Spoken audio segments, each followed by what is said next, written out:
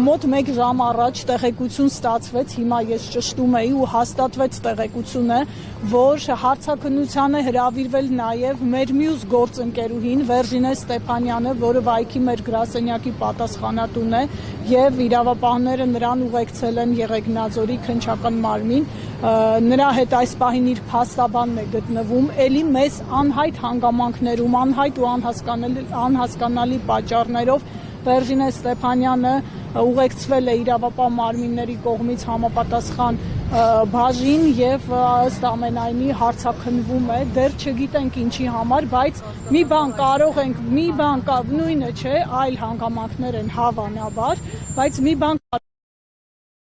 քաղաքական հետապնդում է, սա գործող թույլ իշխանությունների կողմից փորձ է մեր կանանց միջոցով փորձել ճնշել մեզ, բայց ես մի վատ նորություն ունեմ նրանց համար, մեր կանայք չեն վախենում նման հետապնդումներից, ուժեղ Հայաստանը չի վախենում որևէ հետապնդումից եւ մենք սա գնահատում ենք որպես իրենց թուլության հերթական դրսևորում եւ արդեն առիթ ունեցել ենք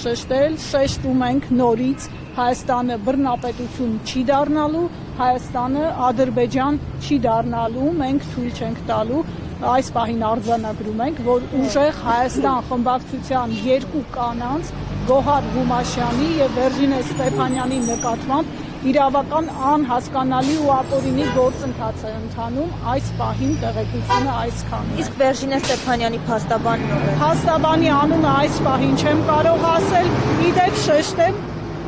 մի շատ կարևոր հանգամանք, երկու կանայք մայրիկներ են, բազմազավակ մայրիկներ են, արդեն գիտեք, որ Գոհար Ղումաշյանը 3 երեխայի մայր է, նրա փոքրը 2 ամսականը չլրացած տղան, հիմա նրան տանը սպասում է, իսկ Վերժինեն 2 անչափահաս երեխայի մայր է, այսքանը այս պահին, շնորհակալություն։